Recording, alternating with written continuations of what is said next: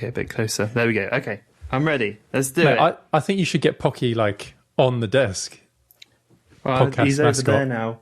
If I bring him You on, son of a bitch. He's soaking wet as well. Mate, the other day he jumped up on my desk a lot, and it's been raining a lot in merry old England, and he just like kind of rubbed himself against my monitor, and it was soaked afterwards. I was like, oh, blood fuck's sake! You bastard! I know. You can't be angry at him though, because he just looks at you and goes, meow. It's like, ah. You know, there are times when I wish people could see this because that face that you made was incredible.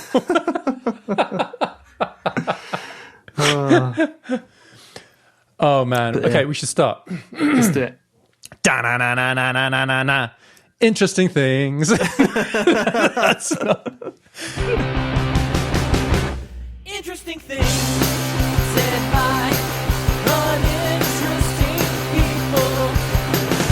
Hosted by Ben and Tom. Interesting things said by uninteresting people. Hello and welcome back to another episode of Interesting Things Said by Uninteresting People, where we talk about interesting things so that you don't have to. My name's Ben, and as always, I'm joined by the techno half of the podcast, Tom. How are you, mate? Yeah, I'm good, thank you, man. All good this end. How's Ben? Mate, I'm pretty good. I'm pretty happy, considering, you know, we're in the middle of lockdown 3. Lockdown 3. Did you reckon Lockdown it's harder. in the middle? Lockdown harder. Yeah. Revenge. No, it's with a vengeance, right? Lockdown It would 3? be, lockdown With 3 a vengeance. Okay, let's get it right. Come on, man. On this fact-based podcast, let's make sure we get everything 100% spot on. Definitely. But no, dude, I think I've maybe started to descend blissfully back into being slightly mental. Yeah.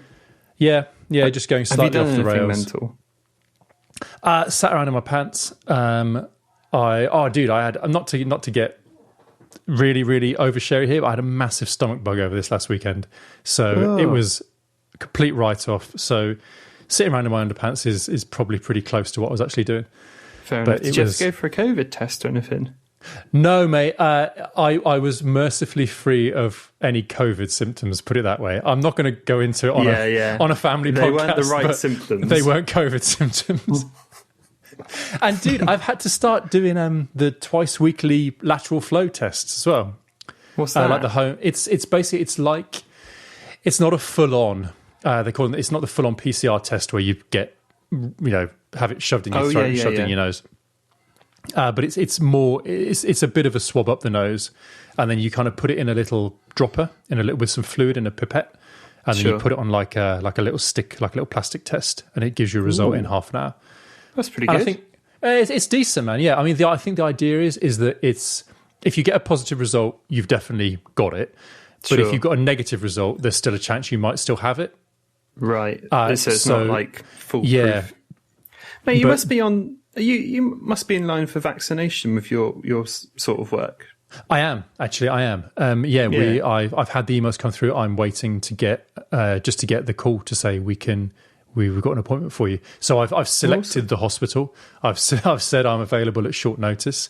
So I'm just waiting for them to send me a message saying, we've got some doses for you. Wicked. So, yeah, man. So it won't be long.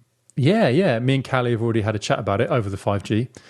So the 5G. We don't have to talk. You just think. You just have to. Yeah, you can. Mate, what a throwback to a previous episode. Mate, we're ticking off the good podcasting tick boxes. Callbacks to previous episodes. Oh yeah. Make sure you go if you haven't listened yet. Go back to episode 1 from 2016 or whenever it was, and find it somewhere in the episodes since then. Dude, we are recording today. Today is the 20th of January, 2021. Now, in true ITSBUP fashion, we've chosen to record as big news is happening in America. Yeah. So last time it was the riots at the Capitol. Today it is Joe Biden's inauguration. It is. I can't believe we decided to sit down and record just as things were kicking off a couple of weeks ago. We were like, talk about missing the point, really. It was all going on. We're just sitting here like, nothing much going on. Blissfully unaware. That was crazy, though, man. That was absolutely crazy. It was really weird. I can't believe. Well, no, I can. In a way, I can believe it because of all I've seen. The problem is, and I think we talked about this before, is that when I see like Trump stuff, it's always Trump bad, Trump bad, Trump bad, liberal stuff good, liberal stuff good. And maybe that's the version of the truth that I'm being fed through the social meds. But he definitely, if he didn't cause it, he definitely riled them up enough to make them want to do it. Yeah. Well, and this is the thing, man. I mean, there's so much to talk about this, but even if you don't believe that he was inciting it, even if you're choosing not to see the constant saying, look, this election has been stolen from us, we need to fight, stand by and all the rest of it. Yeah. It's the fact that he's not saying this is unacceptable. I know he went on to have kind of wet videos of like, oh yeah, I suppose you should all stop now. But it's the fact that in the very first instance, he's not saying, you are not supporters of mine. That's not how we do things. No, mate, sometimes it makes me wonder what his highest hope for that might be. Like, what they'd go in and, the Democrats would be like thrown out and all the Republicans would take over and he'd like serve as president forever. Is that kind of what he was hoping would happen? And mate, I wouldn't be surprised. Because that's a full-on not coup, only mad, but right. It's funny watching history unfold. We always think has gone, big events and world wars and all that sort of stuff. But I imagine this is something you would read about in a history book, like 100%. The Capitol building being invaded as such. I really am going to apologise before I start telling this story, but because I don't remember exactly where it was, and it's a very because it was a very important. Obviously, I should look it up, but I won't do that. It was I think it was in the Czech Republic, maybe back when it was Czechoslovakia. I think. Right. Again, apologies if I'm skewing the details here, and I think there was an attack from the Russians. And there was an attack on some government buildings, and there were obviously lots of scars on the building and scrapes and bullet holes and what have you. And they were ordered to local engineers, came to repair it, or were told to repair it. And the guys who came along to repair it deliberately used materials that they knew were substandard and that would rot out or would erode away and leave the bullet holes as they were and make them more difficult to then repair again. And their point was that we should leave it because you should remember what happened, and you should remember how thin the thread is that holds democracy up. And this came up recently because people were saying they shouldn't. There should be maybe not all of the damage that was done in America left, but some of it to say, look, that's what happens. That's what happens when you have someone like Trump in there. We can't get complacent about the democracy that we enjoy and the peaceful government that we enjoy. Yeah, that's a really interesting point because there's all those. I saw it on a history program ages ago. Like in Vietnam, there's loads of places they've just left which are just like mad, riddled with bullets and all that sort of thing. And it's like a reminder of what happened. Yeah, it's a very interesting point. I'd probably agree with you. Whether it's not clearing up, obviously clearing up the most part, but leaving like a section, and a little plaque that says a reminder of how fragile things can be. Yeah, dude. I mean, have you seen the people complaining that they've been arrested, like the rioters, crying? Or probably the best one is the like emotional music montages of people complaining they can't get on planes now. Or why am I being arrested? We're here to riot. We're here to have a riot. Yeah, mate. I think the worst part is that people. It's painfully ironic that they're getting arrested because they're doing a legal act. But I think a lot of them, probably not all of them, but a lot of them probably just thought, "Oh no, the president asked us to." Yeah. So we just did what he said. So why am I getting in trouble? But what he asked you to do was illegal. Right. Yeah. Well, dude, there was a woman asking to be pardoned. Trump's pardoned. It has his last day of office pardons. Loads of people. But yeah, she was saying, I was in those words, I was told to be here by the president. The president wanted me here, and now I've been arrested, and I'm facing years in jail. That's why I want him to pardon me. Yeah, it's crazy, man. I don't know where I'd stand with that, but I did see something really funny. I saw it on YouTube today. Actually, it was a woman was at the riots and she's like promoting her real estate company. That's right. Yeah. Yeah. She's like, oh, if you get me, I'll do this to your house. And there's like all the people obviously going in to view it sort of thing. Oh my God. So weird. But I just thought, God, that is so America. Let's jump on this little opportunity. Yeah. Come on. Some dollars. I'll sell some flags and stuff. Yeah. But no, man, it's like I know there are bad eggs. Like I know there are bad people in America. I know there are people who really are racist, anti-government. They feel like and so not only do they think that Trump had the presidency stolen from him, but they also want all the black people out of America or whatever, right. But I feel like there are lots of people as well who really are just politically they're kind of just engaged enough to believe what he's telling them and to think that it's the right thing. It's like in this country, with no disrespect meant to anyone, it's like the hairdressing salon who started trying to cite Magna Carta rules as a reason why they didn't have to wear face masks. It's like you don't understand anything about this. No, and then they're getting fined and arrested.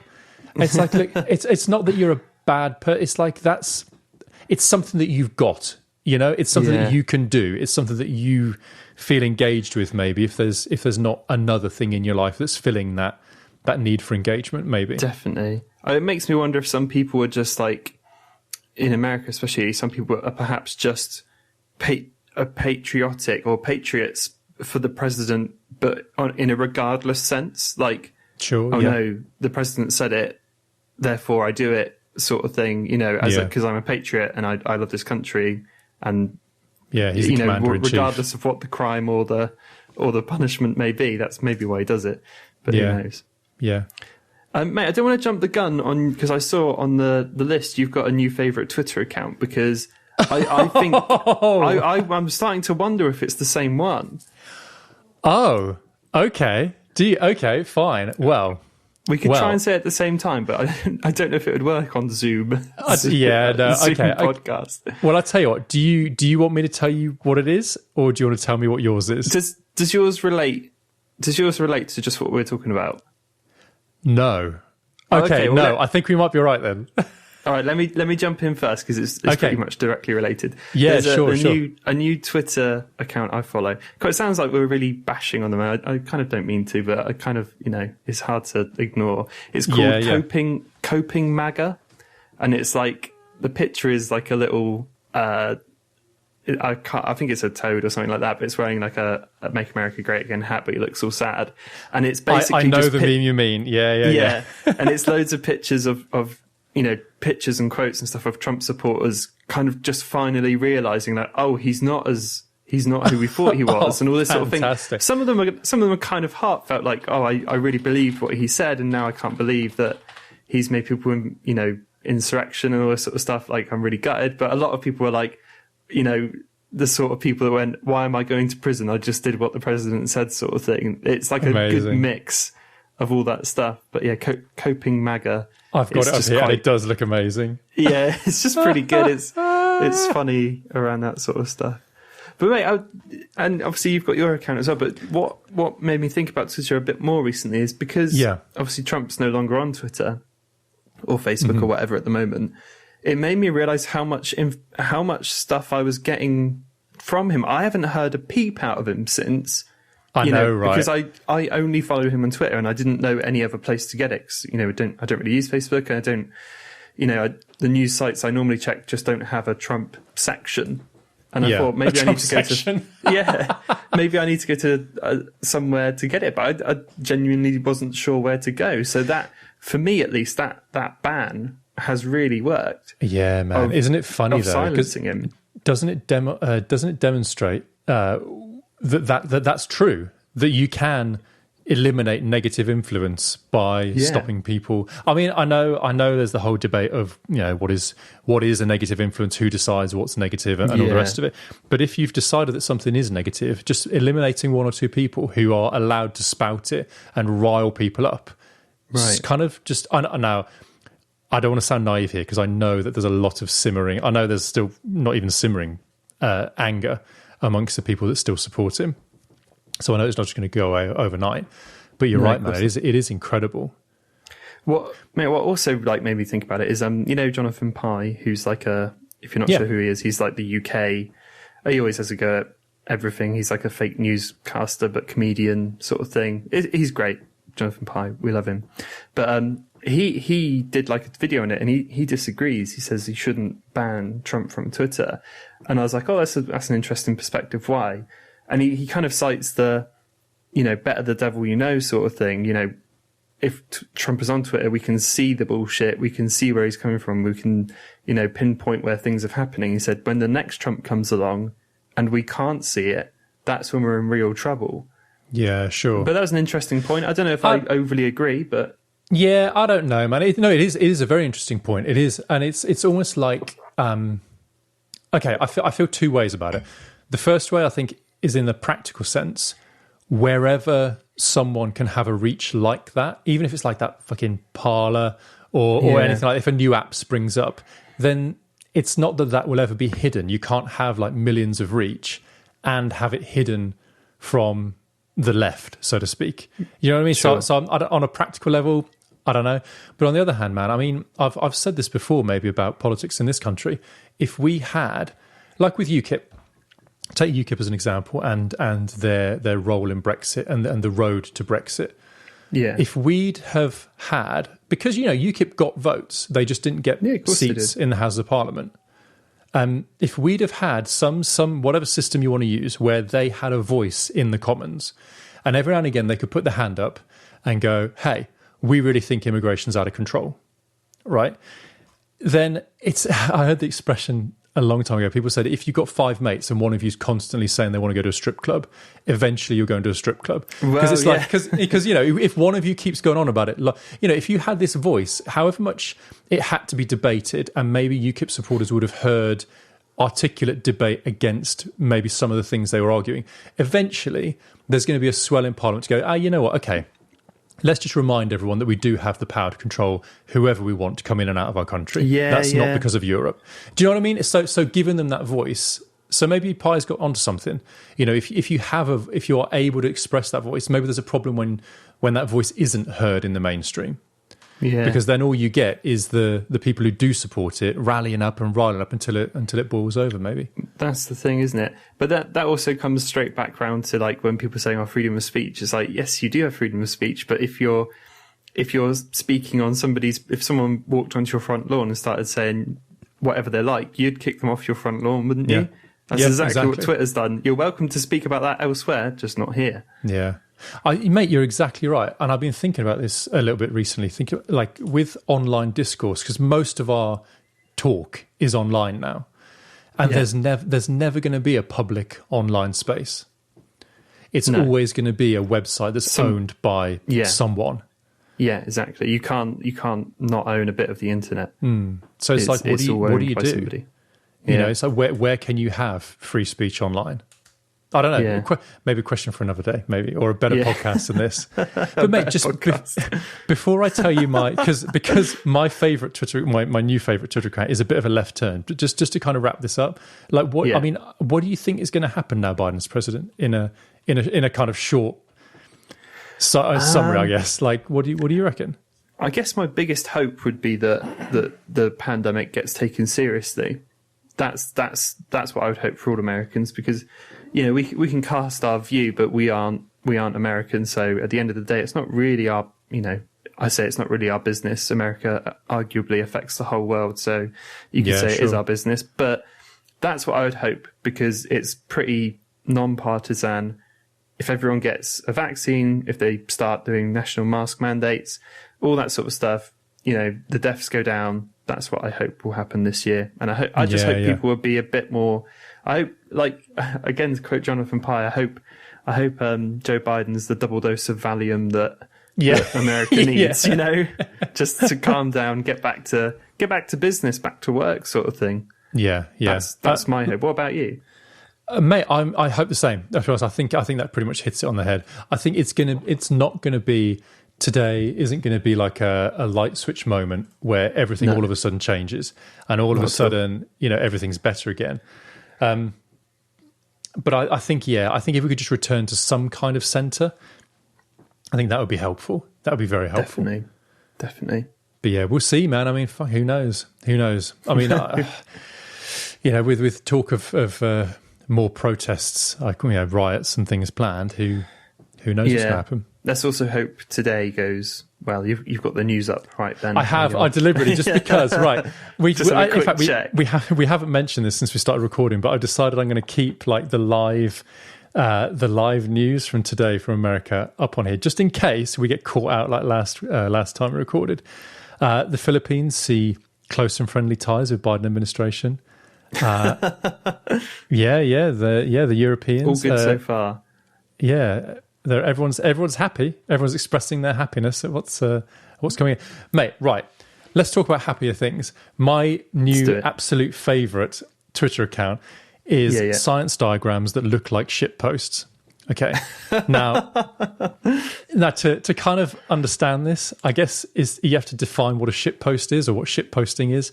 Right. It's kind of difficult to describe because it is just nonsense. It's the idea of derailing a conversation with just nothing. It's the Ken M of the picture world. Exactly. And it's like they say about porn. Even if you can't define it, you know it when you see it. All right. Oh yeah. So at the very best, if you just want to see some funny ass science diagrams, it's on Twitter at Science Shitpost. Now, I'm just looking it up now.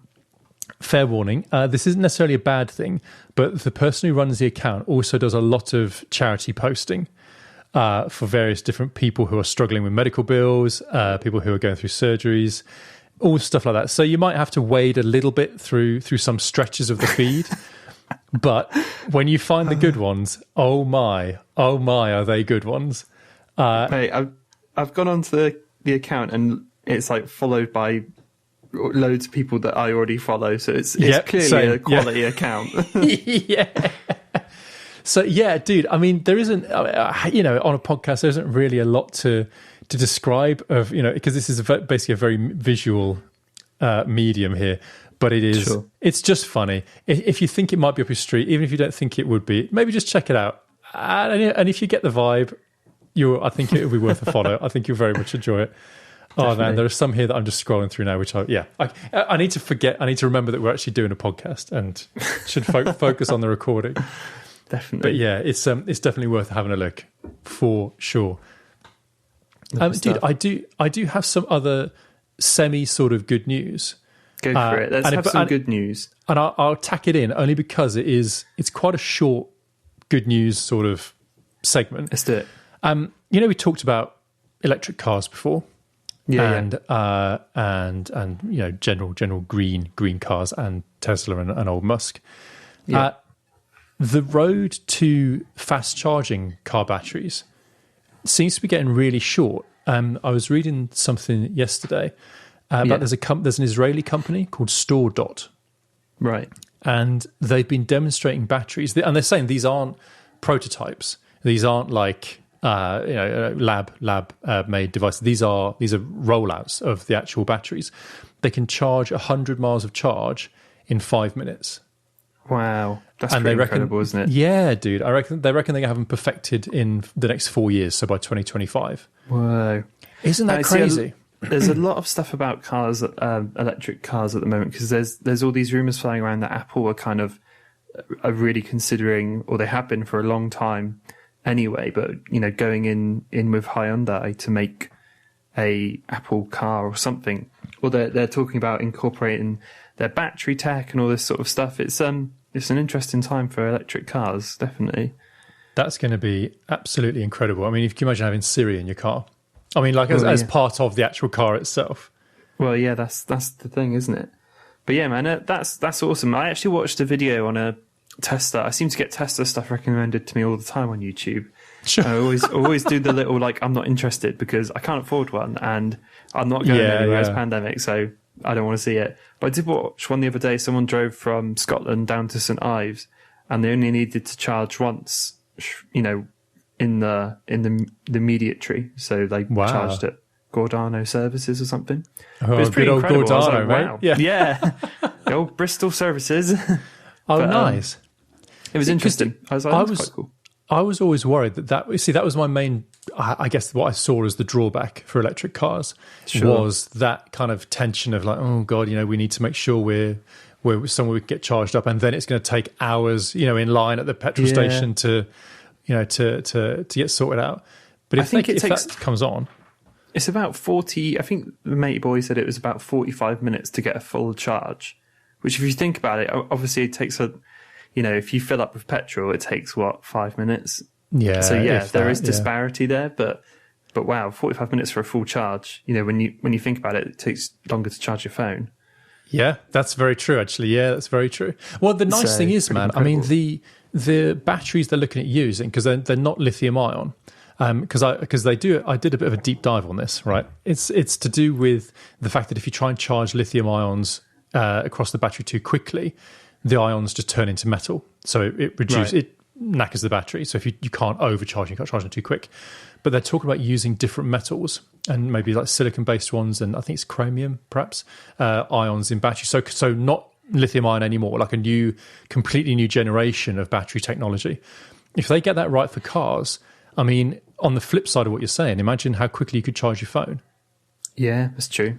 You could charge a car battery for 100 miles in 5 minutes. Christ, you just sling your phone down for a couple of seconds on a wireless charger and it's done, My ultimate dream's probably not the right word, but I think the ultimate cool thing for electric cars would be, how phones wirelessly charge, it's pretty slow and all that sort of stuff.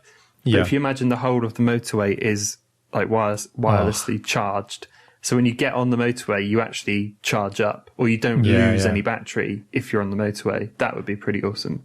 Even if it's just motorways? Yeah, even if it just slowed it down, like if you're on a motorway, it charges up, but it's really slow. Yeah. But if you're driving, it saves like, I don't know, it gives you 10% extra or 20% extra you'd normally get. That would be awesome. But that's man. That's a fevered dream, Ben, because they ain't going to tear up the whole thing. Just all at once. Right, now we've had enough of this. Off you go. Yeah, pack them away like Scalextrics.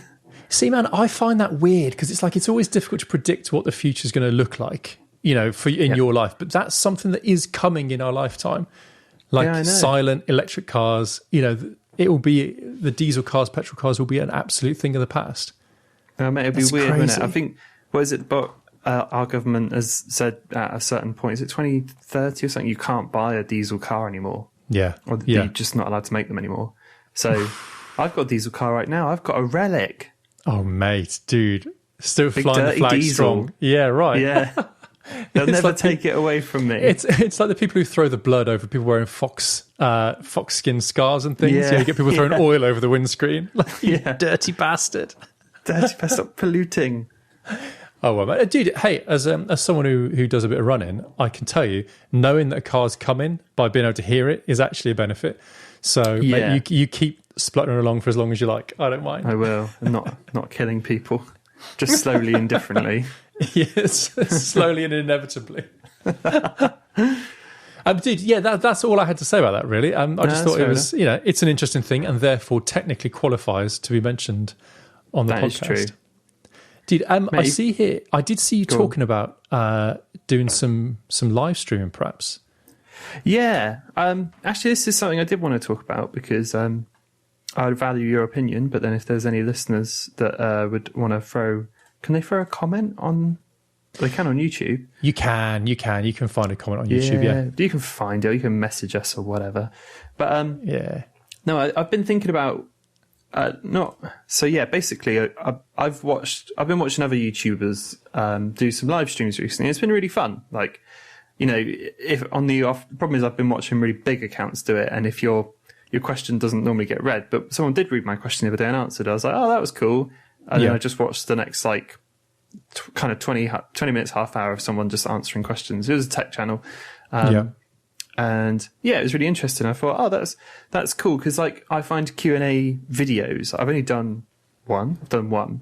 And it feels a little self-indulgent. Like, I think if you're a massive channel, it makes a lot of sense. But if you're relatively small, it's like, oh yeah, it makes it, in my eyes, it made me feel like a bigger deal than I was. And I don't like that feeling. Whereas a live stream, a live stream, basically the way I would do it is it would be live streamed on YouTube, but then deleted afterwards, because YouTube automatically posts to your stream afterwards. Yeah, But sure. I wouldn't want it on the channel after. It's like a one-time event, and if you're there, cool, let's chat, let's do some stuff, and then if you miss it, then tune in next time, don't worry, but you can't see the old one. Yeah. But I was thinking about, basically I got a capture card for really cheap not too long ago. I don't know, we may have talked about it on here. It was like it was like £5 or something, and they're usually like £100. They're not not overly expensive, but not cheap. And this one was like a Chinese knockoff, of course, but made exactly the same as one that costs like £70 or something. The only thing they can literally see where they've like printed their brand on it. Sure. And it's definitely just out a similar factory, or they copied the design or whatever. Yeah. But it works really well. Like I tried some Switch gameplay and, just tried recording it and seeing how that was. So it seems really cool. So, to tie in with my channel, because my, Byte Review's always been quite relaxed, and I was thinking I could play some like, aesthetic-y sort of games that I do enjoy, like Breath of the Wild or like, Dead Cells maybe or something like that, and then just have a live Q&A. And it just lasts for an hour, once a month, not a big deal, and just have a go with it. But I did post it on my story yesterday, and I've had probably about 20 people replying in the little suggestion box I put at the end, saying, up for this, all that sort of stuff. But there's lots of things that I need to get the right time right for the right countries, and this is quite a lot to think about. I'm actually going to give it a test after the podcast today. I'm going to just build the setup and see what it might look like. But what do you think? I don't know. I feel a bit all unconvinced and convinced all at once. Yeah. I mean, look, man, my first thought is definitely go for it. Mm-hmm. I feel like it's a very low risk thing to try. It's super low risk. And I don't think it would spoil people off your channel. No. I'm sure, people would comment and tell you if it was going to. But, it's just because you have one video one stream or one video that you even publish that isn't quite, fits with someone's interest of why they've subscribed to you. It's not even going to be that bad, is what I'm trying to say. It's not, even if you post up a video that was about building cars, or was, actually, guys, I'm really into surfing, so here's a video of me surfing, real self-indulgent, off-topic stuff, then I think you probably wouldn't even lose that many subscribers over that. In the absolute worst case scenario. So worst thing is someone would go, "Oh, he's live. I'm not interested in watching it." So that is it, isn't it? I mean, I feel like that's kind of my general approach to this sort of stuff. If it's something that you wanted to try, I think so. I mean, because dude, I see people doing. I follow a guy. Speaking of making cars and stuff like that, but there's a guy who makes knives that I follow on Instagram, and he does live videos on there fairly regularly. And all it is he's obviously got like a sanding job, or a job that's going to take a long time, of him stood in one place working, sanding a knife blade. And he would just set the camera up, set the phone up, go on live stream, and just sit there and answer questions as they pop up. And, occasionally I'll stick my head in, and it's interesting enough, and it's it is. And it's interesting enough to watch. And then I'll come away from it going, okay, yeah, cool. Yeah, jump back out. Man, No, it's really tempting. I just think it might be quite a cool. I don't want to sound really lame, like I want to give back to people, but I feel like the audience is probably there enough to hang out for a small amount of time once a month, and just say hello more than anything. So I'm going to try it out today. I'll let you know how it goes. Do, man, do. I think I say try it out. I'll build the set and see what I can do. Yeah, sure. We're not going to have a live stream popping up of you in your pants going, "Is this working?" Yeah. Dude, I really think it would be a good idea to try, actually, the more I think about it, because with any successful YouTube channel like yours, of I know you would say modest success, but, with decent numbers of subscribers, you'll have people in there who would love nothing more than to feel noticed by you. Well, yeah, that's also a nice feeling. I mean, exactly. I mean, there's a reason why you can like comments on YouTube. You can go, "Oh yeah, I've seen that, and I'm the creator of this video. I love this comment." Yeah, it's because it's people want that interaction, and it's not. Definitely. YouTube's normally not a two-way thing. So if you can make it a two-way thing, Yeah. Good for you, man. Well, mate, I'm ready to. The only thing I need to research is basically to get the switch plugged into a computer. You have to use a capture card, which is fine. My Sony camera also needs a capture card to get the signal in, but you can do it via USB with the little USB thing. But apparently, the frame rate bottoms out to like 10, right? Which might be okay if it's just a talking head because it's not like there's loads of shit going on. Sure. But if the computer can take 2 cards, then that would just remedy that, and they're only like £5 each, these cards. So it seems like a no-brainer just to get it. I need to do some research, but I'll tell you what, I'll do a private stream today. Are you working at home all day today?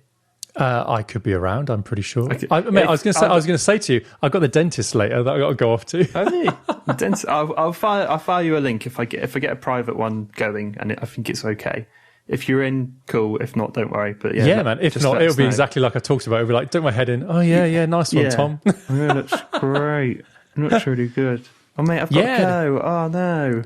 Well, mate, I mean, you know what I'm like. I'm always game for encouraging people to do stuff like this because I think it could turn out to be really good. Who knows, mate? I mean, you see plenty of people doing live streams on YouTube with like, I know you're going to hate this, but like the premium chat where it's like people can like donate money and stuff and like support the channel. Yeah. And I know that's not what it's about at all, and I joke, but you say that, Ben, but any money that comes my way, got to get paid. Yeah, got bills to pay, Ben. I'm a normal person. Oh man, no, you should definitely do it. You got those iPads to pay for. Yeah, right. I've got those 3 iPads kicking around. They don't pay for themselves. I mean, dude, I've been following your iPad project with keen interest. I mean, do you want to talk a bit about that? Yeah. So for those that don't know, I just uploaded a video where I just made an iPad desk setup, which was actually a lot more fun than I thought it was going to be because I actually, talking about YouTube being a two-way thing, I actually got the idea from comments. I had quite a few people say, hey, why don't you do an iPad one? I'd love to see an iPad setup. How would you make that work? Could you make like a student version? Could you make like a premium version, student version, all that sort of stuff? And I thought I'll just go straight in the middle. What do you think this is? I've got all the time in the world? No. Yeah. What do you think? I'll get right on that, shall I? Yeah. So I made one that kind of hits right in the middle with the iPad Air because that's kind of like the mid-ranger of the series, and it's come out really nice. Like the desk setup is totally usable. I'm using it right now to record this podcast and speak to you over Zoom. A while ago, I think it was probably in the iPad Pro review from a couple of years ago, or maybe it was, I don't know. I said an iPad can, it can replace a laptop. It can. You can do 95% of shit you need to do. You can do on an iPad. And that's just holding true. The question is, do you want to do it on an iPad? That is more of the problem I seem to be running into because it's taken me longer to do stuff which doesn't take that long. When you connect it to a monitor, it has black bars either side. So it kind of goes into like the same shape as the iPad. And it feels like, when you first set up a phone or you're first setting up a bit of technology and it's like, how big would you like the text? I feel like it doesn't give you that option when you're attached to a screen. So it's just everything feels like it's on jumbo mode. Sure. So it feels like I'm on like the old fogies version of the iPad. It's like I've got all this screen real estate and I've got 8 icons up. Yeah. So, but yeah, I'm like equal points impressed as I am like about it because let's face it, if you want a computer, you should still buy a computer in my eyes. Like I can only afford a laptop or an iPad. What should I get? Get a laptop. If I can only afford this or that, I would then argue if you can only afford a Chromebook or an iPad, I would. That's a tougher one to choose, I would say, because they're both kind of similar.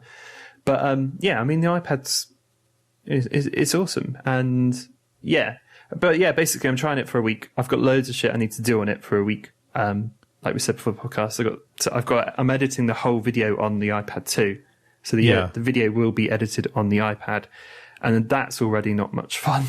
Oh man! I've started piecing that together, and it's as good as it can be, is what I'd say. But just to be really clear, like, is that because of the usability of it, or is that down to a processing issue, like a power issue? No, mate, the power isn't a problem. It chops through 4K, no problem, which is why those new M1 MacBooks and stuff are like all the rage at the moment, is because it's using the similar stuff to the iPhone and the iPad. So the power isn't the issue. It's definitely the software. It's touch first. And when you try and do stuff with like a mouse and a keyboard and stuff, it still feels like you're kind of pushing it rather than like, oh yeah, there's the mouse and keyboard. Yeah. It feels like, oh, you can attach that stuff. Yeah. Yes, it does do that, but it technically will do that if you ask it to. Yeah, but mate, it's just simple things like having a file browser. The iPad does have one, but it's not it's not the file browser we know and love, from like Windows or Mac. It's just not the same. I know this is a bit maybe of an antiquated opinion on Apple products now, but I've stuck with it since Apple first started making iPhones, and even when they made laptops, you always get the impression that Apple are going, "What do you want to do that for? What do you want to know about that for?" It's that kind of, why do you, yes, fine, you have got a hard drive. What do you want to look at in it? Fine, this, what, your pictures? Do you want your pictures? Like, no, I want the system files. Why? Why? You don't need that. You don't need that. I've done it, all right? I've taken care of it for you. I've done it. Mate, I think it is like that. There is that focus on usability, definitely. But yeah, so far, I'm on day 3? Is it Wednesday today? Yeah, Wednesday today. Day 3, it's okay. I'm half expecting that's my current opinion. To be like day 3, 19 hours, 7 minutes and 30 seconds before I can get rid of it. Yeah, not that we're counting. Oh, but it should make for an interesting video, at least. You see, mate, I firmly believe, I know we maybe get a few people listening to this podcast who have found you through your YouTube channel. And I do believe that they would enjoy getting a bit of behind the scenes at just how angry some of these things make you. Because that doesn't come out in the videos. No, mate, I'll make my videos very tailored. Ridiculous. All the bad points, really. Mate, the amount of times I like swear in B-roll and stuff when I'm like, can't get the shot I want or something. It's like, oh, fuck off. Or like Pocky, which obviously on the channel is known and loved. If he jumps into a shot for like the 6th time, I'm like, you're gonna have to fuck off now, mate, because that's really annoying. Dude, okay, I'm going to tell you right now, mate. Mate, we've talked about April Fool's Byte review videos in the past, but just an outtakes video, censored, if you like, just get the beeps in there, but just an outtake video. Fuck off. But no, yeah, man. Please, please. Just as we're talking about Byte review stuff, I will mention I got I picked up a motorized slider as well, and this is boring now. We're talking about boring stuff, but it is amazing. I wish I'd bought it ages ago. No, dude, mate, rock on. I mean, there's something very special about getting something that works for you really well. Man. It's like for the longest time I've been using like a 40-pound slider, which you just stick the camera on and you use your hand, you just push it along slowly, and there's like some resistance so it's smooth. Yeah, but sure. It's never perfect. Any handshake is in there, and I always have to stabilize it in post. But I picked up this new one from eBay, splashed out, spent whatever it was on it, and it's so good. You put the camera on, you open up your phone, you go into the app, and you say how long you'd like it to slide for, what speed you'd like it to slide for, what sort of ramp you'd like, so it goes faster in the middle or slower or here or there. Oh man, what they say, like it's an S curve, isn't it? I'm sorry, mate. It's like a for a natural movement in animation. God, man, sorry, it's just pinging this tiny little spark at the back of my brain here, where it should go slow, fast, slow. Yeah, that's it. That's literally what it does. Hey, I know things. I know. Yeah, I know things. But yeah, I don't want to say any more about it. But it's proper awesome. It's a classic case of like, why didn't I buy it 2 years ago? Do you know what make is it? Do you know? It's a Rhino Rov Pro, I think it's called. Weird name. I will. I'll get in touch with them off air, mate, and make sure they sort out the appropriate sponsorship. If they could like refund me for what I've paid, that'd be great. Just that, please. At minimum. The minimum. ITSBUP. This podcast is. Before we get started, we should talk about our sponsors. Rhino. No, that's all you're getting for free, all right? From them now. Yeah, that's all you're getting for free. Yeah, but mate, that's the end of my YouTube stuff anyway. That's all I wanted to say. Oh, mate, I'm glad I'm glad you're getting some satisfaction out of the iPad, even if you do want to throttle it. Can you throttle an iPad? Probably, right? What? What, by the You could put- neck? Yeah, probably. You could build it a neck Probably. so that you could throttle it. Anyway, sorry, mate. Anyway. Look, mate, today is one of the happy occasions where we've actually both watched the same thing. Yeah. So we can both talk about it. Wandavision has started on Disney Plus. It has. It looks, well, I say it looks, it's good, Yeah, I really like it. I think. Yeah. I was going to ask, opinion off the bat from me is it's kind of creepy, kind of awesome. A bit of Black Mirror speckled in there. Yeah. It's cool. I'm like fully invested. I want to know where it's going. I want to know the context of it. There's just no context. It's just, yeah. here we are. I mean, It's a weird one. To set it up for people, so this is a series on Disney Plus. Is it Marvel's first series? I mean, no, it's so. not. They got Agents of S.H.I.E.L.D. as well, I guess. Yeah, those always seem to be a bit like hushed away, though. Yeah. You never really hear much about them. It's certainly like the first series with movie characters in a TV series. I think, right. other than certain characters in Agents of S.H.I.E.L.D., I know, but it's the first series based on characters from movies. And it's Scarlet Witch, Wanda, and Vision. So what they've done is they've taken the names of both the main characters. So this is very complicated. Yeah, to make sure you're listening. And what they've done is, so bear with me, they've got Wanda and Vision, put it together, WandaVision. Right. I wondered where it came from, but I'm so glad you played it out. Yeah. And so what's going on? I'd say maybe she's the more main character in this. Yeah, because, I mean, if you've, I guess spoilers for Endgame are a bit inappropriate now, or even Infinity War, but as far as we know, Vision's died, hasn't he? He did. He got his head caved in, didn't he? Got his head caved in proper bad. So as far as we know, he's not around, but he's definitely around in this. Yeah, and it's kind of set up. It's not just set in. It's presented to us, the viewer, as a 50s black and white sitcom. Yeah, like a TV show. Yeah, down to like even the aspect ratio, I want to say. Yeah. I can't remember without watching 4:3, it isn't it? in front of me. Yeah. So they're the newlyweds moved into town, and it's all very it's all very goofy. Like the characterizations of them are from that era. Super leans into that, doesn't it? Mate, do you know, it really reminds me of. Did you play Fallout 3? No, I didn't. There's a part in Fallout 3 where you go into a VR simulation, you go to Tranquility Lane, and it takes you back to 1950s America. Okay. And you live out this perfect life for a mission, like, I'll go and do this and go and do that, and then go and make sure the neighbour's dog's okay, and then deliver this pie. It's like, it reminds me of that so much. Yeah, man. And there is something inherently creepy just about that sort of glossy, everything's fine. Yeah. We're all having a great time. There's like those. So it just kind of runs like a sitcom, doesn't it? And like they have the boss over for dinner and everything goes wrong, sort of thing. But they manage to keep it together. But there's those every now and then. There's those small cracks in the reality. Yeah. Where the advert for Tony Stark's toaster doesn't quite feel right. And then there's that beeping going off the toaster. There's like a beep beep beep. Real aggressive, insistent. And it's red, and it is red. Yeah. And then in the second episode, it's not really a spoiler, but there's another red toy helicopter that crashes in our garden.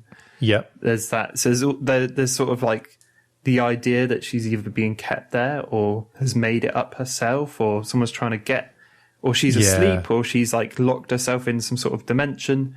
It's very strange. And I mean, without necessarily a direct spoiler, it's made clear in the first episode that there is more to this. Like at the end of the first episode, they show you, they go, look, this is not what it seems. There's something afoot here, something amiss. But it's cool. It goes through the eras, doesn't it? So the first episode's 50s, the second episode was 60s, and it looks like the third one's going to be 70s, 80s, 90s, well, whatever. I'm not sure where it will go because they'll run out of years. But you're right, it does. It kind of. I mean, even in the trailer, it shows you it has stuff from different eras. But dude, I do like the way they filmed it as well. Even in the trailer, you see the stuff. There's a shot that's incredible, man. It's where Vision is dressed up. Okay, so to set the scene, you can find the shot, I'm sure, in the trailer where he's dressed up almost in a Halloween outfit of himself, of one of his costumes from the comics, where it's very overdone, like a big cape, super big camp, primary colours. Yeah. but he's transforming into the more modern design.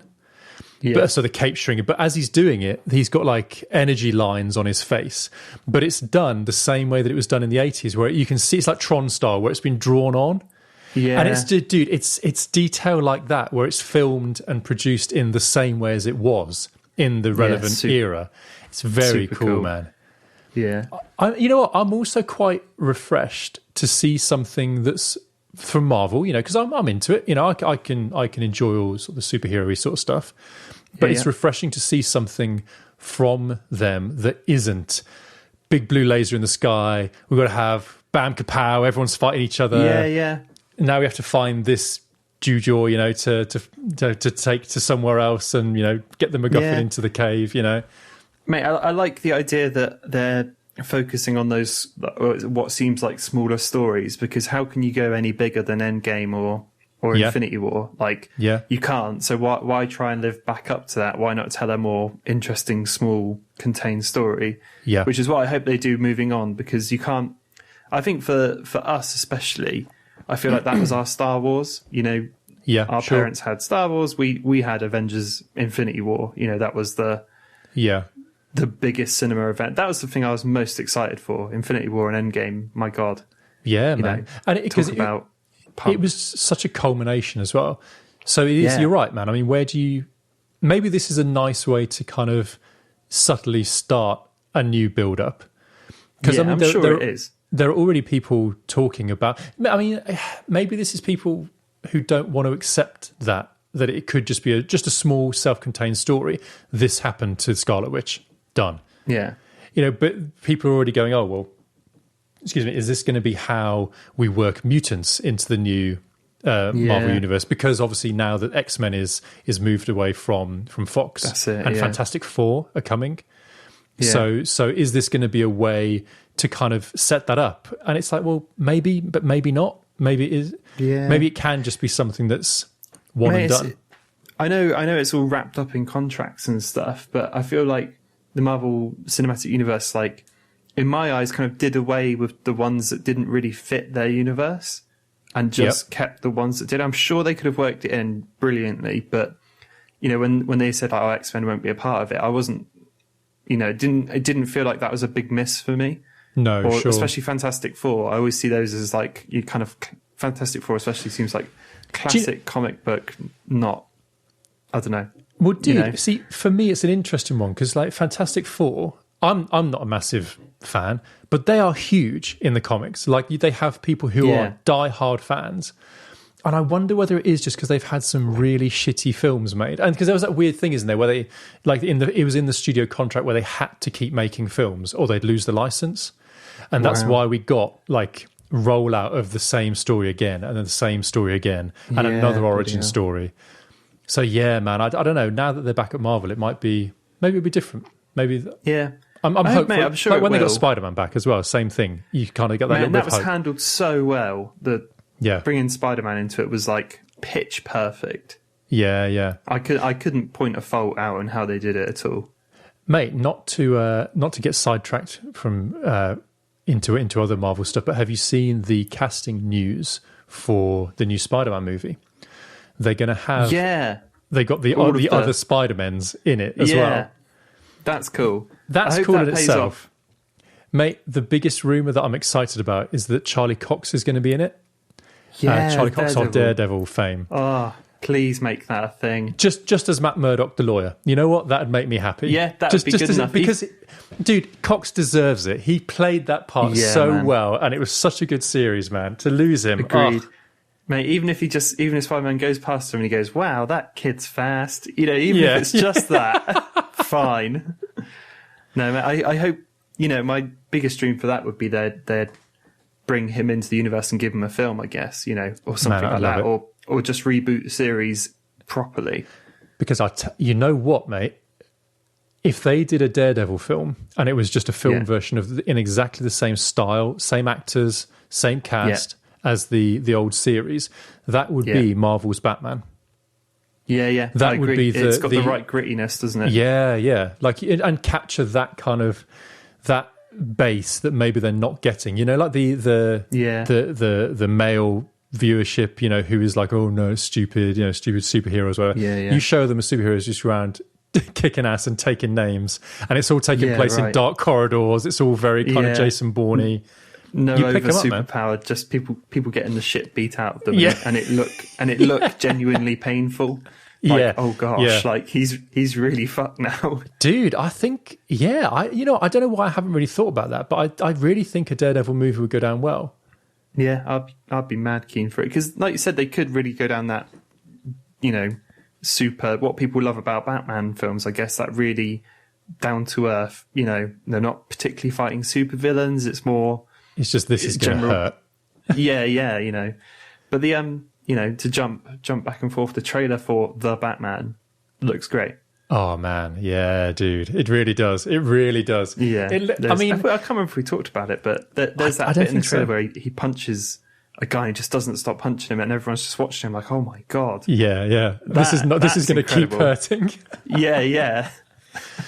Dude, the thing is, with new Batman franchises, the trailer always looks amazing because it's different to what you've seen before. Yeah. Oh man, it's going to be. I really hope it's good. I really want it to be good. Yeah, man, me too. I'm praying for it. Yeah, thoughts and prayers for the Batman. Definitely, dude. Just to wrap up on WandaVision, what do you think about the old release 2, and then you'll have one a week model? Hate it.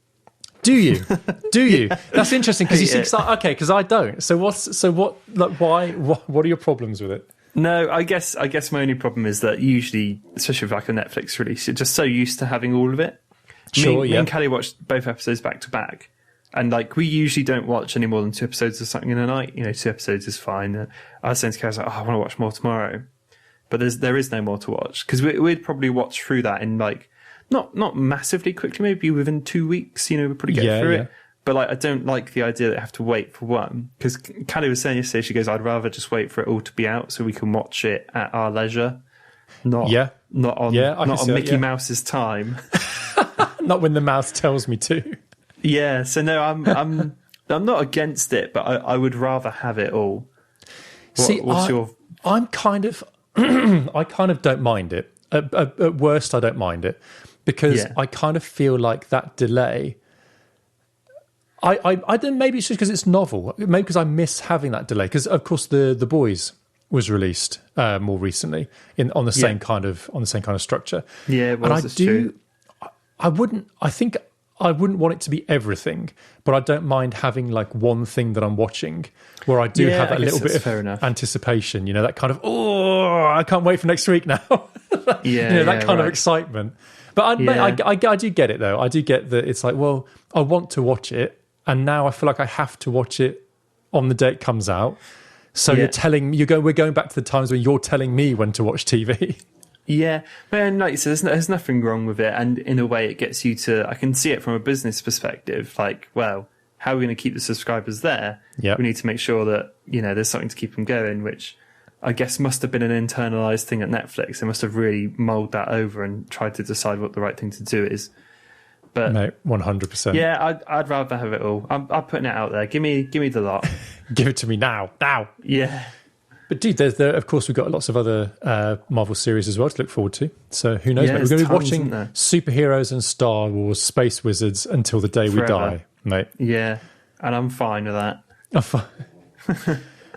Dude, before we wrap up, I wanted to just tell you about a book that I've picked up. I know we've got a couple of things left on the list, but I'm going to put off a couple of them. No, that's fine. You go for it. Because there's still more to play out in one of those items. But yeah, dude, I wanted to talk about Good Clean Fun. Right. Just real quick, because I think you might appreciate it. It's one of Nick Offerman's books. I got it for Christmas. I might have mentioned in passing that I got it on the last episode, perhaps. But sure. I finished it, and it is very good. It's very much like almost like a coffee table book where it's divided up into sections and sort of interviews and projects and things like that. But it's something that it's a good Christmas book where you can enjoy reading. Like it's like an annual. Do you ever get like annuals when you were when you were younger? When I was younger, yeah, sure. Yeah. It's kind of the same vibe as that, where you kind of just pick it up and it kind of just jumps from one thing to the next. It's ostensibly a woodworking book, right? But at the same time, it's a lot more than that, because he, I don't know if you don't know who Nick Offerman is. He's an actor. He's in Parks and Recreation. He's in Devs more recently. He's in films as well. Very, very funny guy as well. He does stand-up comedy too. Very funny, but his persona is kind of like a very manly man. He is. He's like an outdoorsman, isn't he? Yeah, although he would keep, he always says, he's very careful to say, I am not the person I am on TV. But sure. But he does own a woodworking shop, and I know we've talked about me doing stuff with wood in the past, so I'm kind of interested in that side of it. In terms of making things, in terms of a book about being creative and finding creative projects to do, it's really worth a read. It's very, very interesting. You could be not the least bit interested in woodworking and it's still interesting. Just learning about the people who work in his shop as well, the people who do it for a living and do it for people time and time again who've taken that hobby side of it and made it into something that you can make work for you, and not just make work as like a career, but also as to fill your days. This is something that I can happily spend my time doing. And there's I'm reading it thinking, this is just like when we've talked about YouTube. This is just like making music. It's exactly the same kind of people, exactly the same process. Yeah, it's surprising how similar it all seems to come together in so many similar ways. Yeah. And you know what? One thing that I really took away was when he just as a personal opinion, he talks about how everyone should have something that they just do with their hands. Whether not necessarily hard work. It doesn't have to be that you're lugging logs around or lugging stones around or what have you, and definitely not as a job. But just to have something where you have to use your brain and connect it to your hands and see what you've done has changed something, if that makes sense. Yeah. Like I've taken this bit of wood and I've made it into this table or this chair. Yeah, man, I totally get that, because I remember like woodwork at school, like there was always that small sense of pride, like, oh yeah, that's good, I've made that. Yeah, that's a and job it works. well done. I've made something that works. I've managed to, I've problem solved with it. Yeah, dude, I'm not convinced I've got a lot more to say about it, to be honest. But just that if you're, if you want to read a book with lots of pretty pictures of wood in it, for one, if you're into woodworking specifically, go for it. I don't know what the crossover is between the ITSBUP audience and the woodworking community, but you never know. It's massive. Just in terms of making stuff, it's really, really interesting. Good, clean fun. And I think it's an audiobook as well. I think it's an audiobook. So if you're really not interested in woodworking, that might even be a better way to take on board some of the there's food recipes in there and all sorts, and just lifestyle stuff. It's cool. It's very cool. There you go. That's my I've got it out now. My final rec. Got it out, mate. To sign off the podcast, what I will say, something I have been watching closely, is it looks like Trump won't be pardoning Joe Exotic. What? So no, you know what? He shouldn't. No, mate, they got a limo all lined up for him, like his team outside. Like they were convinced he was going to get this pardon, and he hasn't got it. That's a big swing, funny. Isn't it? That's a big swing to get it's a limousine. Big swing and a big miss. Oh my god! Like, don't worry, Joe. Are they coming to get me? It's like, yes, Joe. We're coming to pick you up. Don't worry, we're coming. We've got the limo. Which is funny. All the people on Twitter are like, oh no, season 2. It's like Tiger King gutting. Shame, man. What a shame. No more animal cruelty. No, it's funny, isn't it? Dude, I'm sorry, man. I shouldn't laugh, but the picture of his face, just as he realizes, what? That no pardon? No pardon for old Joe? Okay. Click. Turns around and there's his mates waiting for him to get off the phone. So, not getting out, Joe. No. Yeah. No. No, we shouldn't laugh at prison, but oh my God. Pocky's back. Dude, do you need to go off and be your own kind of Tiger King?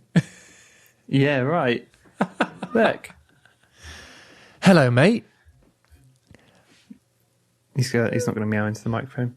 But yeah, man, I thought that would be a nice way to end the little podcast. Oh, shame. No pardon for Joe Exotic. Our hearts go out to him spending the next few years in jail, I'm sure. If you have listened this far through the podcast, then hey, drop a like, leave a comment. You can actually review the podcast in-app. Yeah. You don't even have to do anything. Easy. You can just leave a review, 5-star review if you would like. I would take a 4-star, but probably 5-star. You don't even have to write anything that makes sense. No. It can just be nonsense. Hint. It could just be the first thing on the keyboard A or Q, QA, Z. I was going to say, I like the fact the first thing on the keyboard is A. Tom, if people if they want to find you online, where can they find you? It's at Byte Review everywhere, but where can they find Ben? I am at BenjiOneLung or BenjiOneLung.com if you want. .com. If you like more of this. YouTube. What you can do, I never mention this, but on BenjiOneLung.com you will see I have a very, very subtle link to a newsletter.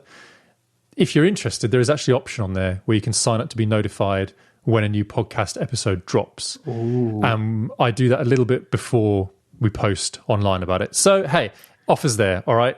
Offers there. You'd be stupid not to, though, right, Never Ben? email it. Oh, yeah, you definitely would be dense if you didn't do it. Dense. But, not low to... IQ individual. You would be. And you know what? Never going to email you about anything else, but you can get an email about the podcast if you would like. There you are. I'll leave that in your hands. Thanks, man. It's, as always, what a killer episode that was. I know. Great. I'm going to say bye. We'll see you next time. Bye.